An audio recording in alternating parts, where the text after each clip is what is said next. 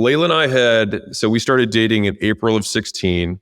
I immediately was like, hey, I've got this idea for this thing called gym launch. I want to go fly out to gyms and do turnarounds because I can like fill my gyms up faster than I can build them. By the way, context is at the time you owned a couple of gyms. Yeah, I had five gyms when I met her. And the bank balance looked like what at the time? I was making like 20 grand a month. I know that. So I don't remember what my savings were, but I was making like 20 grand a month in cash flow. And you're like, wait, 5 gyms? It's like, yeah, some of them weren't good. Some of them were, I had 2 corporate locations that were a little smaller. Anyways, but I was like 25, 26. So like I was hood rich, as far as I'm concerned. I could buy whatever I wanted. I could live where I wanted. I could go out to eat, whatever. And so I started the turnaround business and I made $100,000 in cash in 21 days. And I was like, holy shit. I was like, this is awesome. And so I came back and she picked me up from the airport and I had this big stack of contracts. And I was like, hey, we can go on that date because I hadn't taken her on a date in 3 weeks and we'd seen each other every day. So it'd been like 21 days of hanging out and not one date. And so she's like, you promised you'd take me on a date after you did this launch. And I was like, okay. I was like, help me process these. So we processed the contracts. In 45 minutes, she saw it was 100 grand. She was like, holy shit. The first question she asked is this legal? And I was like, yeah, it's legal. And she was like, all right, I'm in. And so she decided to join me. So we went out to the next launch together, a few more launches. And then one of the launch guys that I did really well, the one that I came back with 100 grand for, was like, hey, let's partner. Like instead of, you just doing these gyms and then walking away, let's just open new gyms. I'm a really good operator. I'll just open them behind you and run it. And then if you open up 1 or 2 gyms a month, at the end of the year, you own 24 gyms instead of just like doing the service. And me being me, I was like, of course, money on the table. Why would I not do that? And the fact that he had been indicted for fraud, like it was a misunderstanding, whatever. And he was like, hey, you should sign all the leases for these new locations because I had a little run in, like no big deal. You should do it. And so I personally guarantee the lease and I put all the capital up because, I'm 25 and don't know what I'm doing. And so, of course, we know how this story goes. I crushed the launch at 376, new members, which for like a CrossFit / micro gym is massive to open up with. Then I wake up one morning and all the cash in the bank account's gone. And I was like, what the fuck?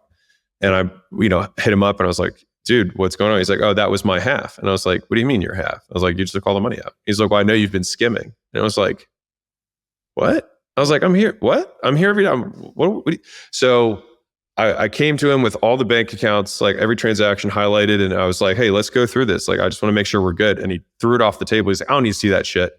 And I was like, oh, okay. I now understand what happened. Like, okay. So I just got all my money stolen. And when that had happened, I had decided to go all in on that business. So I sold my gyms and I put all that cash in that account. So the cash that I used to open the gym and the subsequent cash that came, all of that was pooled into one place, but that was what I had sold all my gyms for. And so when he emptied that, I had basically the 5 years I had built my gyms, I had nothing. And so that sucked. And so Layla was like, dust it off, forget the whole like build and whatever, like, let's just go back to the turnaround model. Like you made money doing that. Like, let's do that. And I was like, all right, we'll do that. And so the next launch that's supposed to happen is in California. There's a guy who hits me up randomly on Instagram, says, hey, do you have work for me? I've got a kid on the way and I've got a 1-year-old. I need the money. And it just so happened he lived 10 minutes away from the one gym that we were going to launch in the world. And so I was like, dude, do this launch for me. So he does 100 grand in sales in 28 days. And all of a sudden though, as I'm like, normally I know my deposits always hit on Tuesdays over the weekends. And so Tuesday hits and I'm like, there's no deposit. I'm like, we're processing the contracts. Like, what's going on? I call up MindBody, which was Heartland was the processor they integrated with at the time. And they give me the runaround and they're like, oh, it's a standard annual review. And I was like, okay. And no Wednesday, no Thursday, no Friday, no Saturday. Then it's the weekend again. And then Tuesday comes back and no deposit. And I was like, dude, what the fuck? So they said, no, you're still in the annual review. So I did it one more week and now it's Christmas Eve. And I had about 23 grand left after all the money it was basically my checking was what was left from all that other stuff. And so they got on the phone. I said, I'm not getting off. It's Christmas Eve. I need to pay my guys. Like, what the hell? And they said, we're going to hold on to this for 6 months because it's a regular activity. Because I was processing these turnaround gyms through my brick and mortar location. I didn't know how processing works. So I was like, flying into Calgary, Canada, doing a turnaround, running it through Huntington Beach, California for an in-person transaction. Like I didn't know how it worked. And so they were like, this is weird. We're going to hold on to the funds. And so I owed $22,000 in commissions for sales that I hadn't gotten paid for this guy who had, the kids and the babies or whatever. And so I didn't want to like give myself the idea that I could not pay him. And so I sent him the money. And so I had $1,000 left.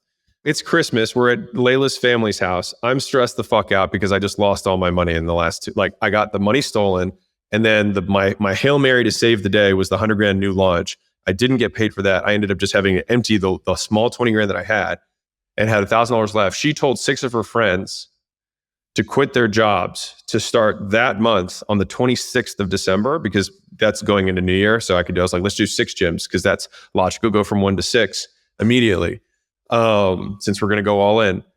And so after I found out that I didn't have any money and I had $1,000 left, and the ads were supposed to launch on the 26th, and I was going to be spending $3,300 a day in advertising, hotels, rental car, per diems for the 6 sales guys that were her friends. And I had $1,000 in total. And so we're sitting at like her parents are downstairs. We're in like the spare bedroom where like the grandkids are. So there's like this little mini furniture everywhere. I'm sitting in a tiny chair. And I was like, hey, this could go horribly wrong. And I wouldn't stay with me if I were you. I am a sinking ship right now. And so in that moment, she grabbed my chin and she was like, I would sleep with you under a bridge if it came to that. And so I was like, all right. And honestly, I just kind of felt relief at the time. I can appreciate it more later. But, she quit her job to join me doing these turnarounds. And all she got to see, besides the one that she did in the beginning, was me just getting kicked in the nuts for like 8 straight months. And so then the next day, I said, okay, well, I still had a $100,000 limit on my credit card from all my 5 gyms. Like Amex hadn't updated the fact that I was broke. And so I put $3,300 a day on that credit card, mind you, with no way to process money. And so I'm spending $3,300 a day of money I don't have with no way to process new money. And so I got like porn, casino, and like gambling processing that had like 10% reserves and like 6%, 7% processing fees. They were taking like 17% off the top. But I needed the cash. And so I got one turned on with a $50K limit, and I had $100K in costs. We were going to do 200. I needed $200,000. And it was like, well, if you do well, you get 50. And I got it only turned on 3 days before the end of January. So this whole time I'm fronting $3,300 a day, and we're collecting these contracts with credit cards, and I'm not processing anything. And people are calling me like, hey, I haven't seen the money come out. Hey, like, what's going on? Are you guys going to run the card? We're like, yeah, we're getting to it. And so 3 days before the end of January, the first $50K processor hits. And so I run that in a day, because I had so much backlog. But he's like, the good news is it's per month. So on the 1st of February, you can run another 50. So I ran 50, and that covered my 100 that went out, the $3,300 a day. And then I got 2 more processors turned on at 50. And then I was able to get out of it. There's also another crash that happens after that, where I lost it all again 3 months later. But that was because all of the launches that we were doing, I had a new hole in my model, which is that I was selling and other people were delivering. And then they would tell the customers to refund and then sign up with them for half the price after we'd leave.